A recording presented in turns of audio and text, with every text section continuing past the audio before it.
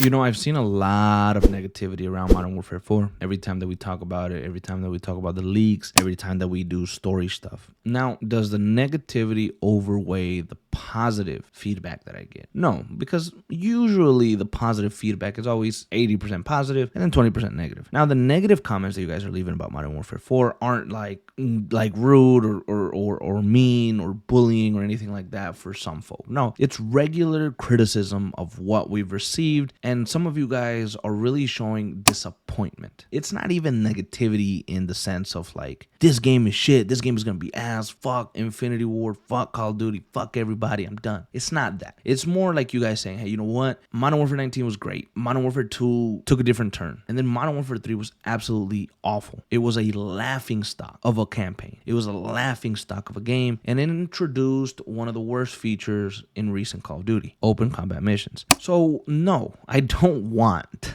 Modern Warfare 4. And let me remind you guys, it killed Soap as well at the end of the game, which made no sense. There was no true build-up for it, and there was absolutely no damn reason for you to kill Soap. You could have killed anyone else. That would have made a little bit more sense. You could have killed Price and have somebody new lead the team. You could have killed Gas because that's the person that felt most closest to Price in this trilogy and not Soap. I mean, so many different ways that you could cut it. But all in all, it went from high, medium, low, and now most people expect that Modern Warfare 4 is going to go even lower. So I can understand the negativity in the air for the game. I can understand why so many people are just like, you know what, this game is going to disappoint me. This game is going to disappoint everyone. I'm not even going to get my hopes up. I can also understand why it's not even redeemable for so many, because of failure after failure, what is there to redeem? The story is broken. The story is done. The story doesn't make sense. I get all that, but I'd be lying to you guys if I told you, oh no, I'm not excited. I'd be lying to you guys if I said, oh yep, I know it's going to be terrible, yada, yada, yada, because I don't feel that way. I understand why you guys feel that way. I understand that there's maybe other content creators out there that feel that way, but not me. Maybe I'm too green.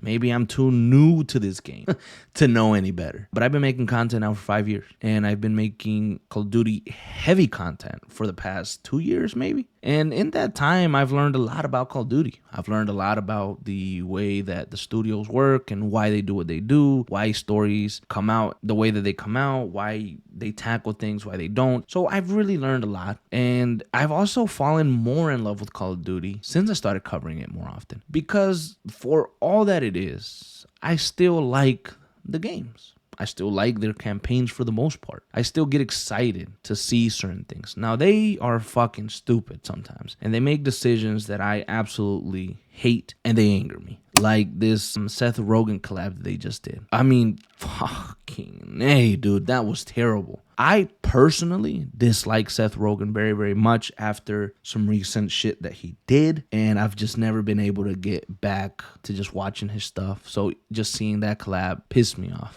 But getting back to the stuff that I like the campaigns. I like the stories, and I try to like them as much as I can. I try to be critical of them, but I also try to enjoy them for what they are. Sometimes that can be a little harder depending on the campaign, because Call of Duty sometimes make it extremely hard for me to want to like their campaigns and not talk shit, but you know, whatever. I think Modern Warfare 4 is an exception for me because personally, Modern Warfare 4 is a game that I've been looking forward to since the ending of Modern Warfare 3 because I wanted a continuation of the story. I want to catch Makarov. I want to see the aftermath of Soap's death. I want to see who replaces Soap in the task force. I want to see the task force expand and grow. So there's so much that I want to see happen, and the only way that I'm going to see that happen is if there's a Modern Warfare 4. If there is a sequel to the very much disliked, to the very much criticized, to the very much terrible Modern Warfare 3. So I'm excited. And I guess there is a bias there for me because the Modern Warfare series, like I've told you guys many times, is my favorite Call of Duty series of all time. I take it over Black Ops any day of the week and twice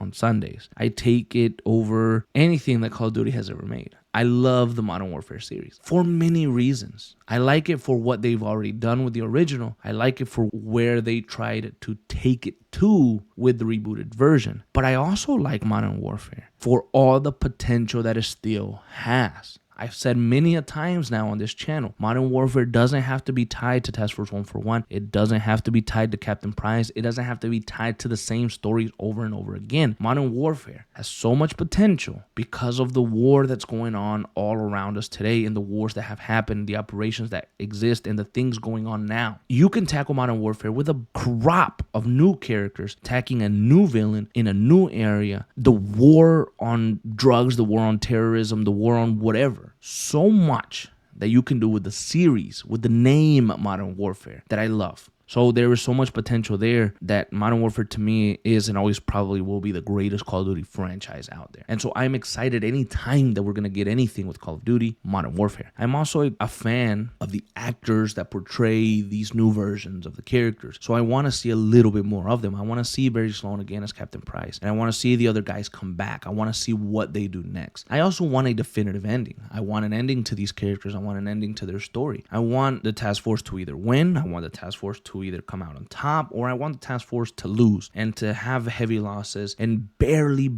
get by, because I want there to be real consequences too. Is that something that we're going to get in Modern Warfare 4? Maybe not, but I know that the negativity around the game is sad. It's sad, but it's self-inflicted by Call of Duty, because if they would have done a good job with MW3's story, if they would have just delivered on that, then people wouldn't be so negative. People would be more excited for it. Now what they're trying to do is not retcon, but they're trying to clean up the mess that they created in Modern Warfare 3. Is the mess entirely their fault? Is it Infinity Ward's fault? The developer of a game? No, not really. A lot of it stems from the pressure that Call of Duty, the publisher, the pressure that Treyarch, the publisher, put on the series, put on Infinity Ward and said, you guys are going to release Modern Warfare 3 now. So a lot of factors played into why Modern Warfare 3 was bad, and the writing wasn't up there, and we had a conclusion that didn't feel like a conclusion. Modern Warfare 3 ended, and it felt like I only got to half of the game. I thought there was going to be another 3 to 4 missions. Honestly, I really did. It felt half-assed. But I'm still excited for Modern Warfare 4.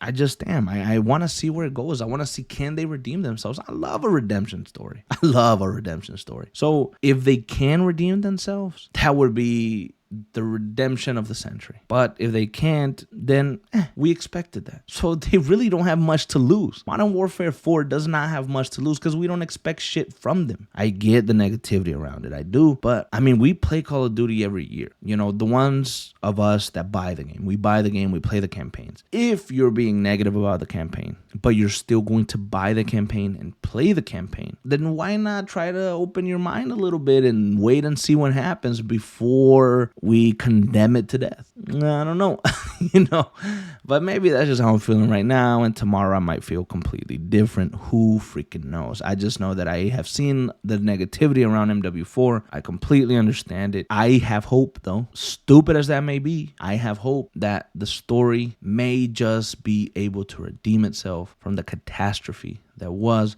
Modern Warfare 3.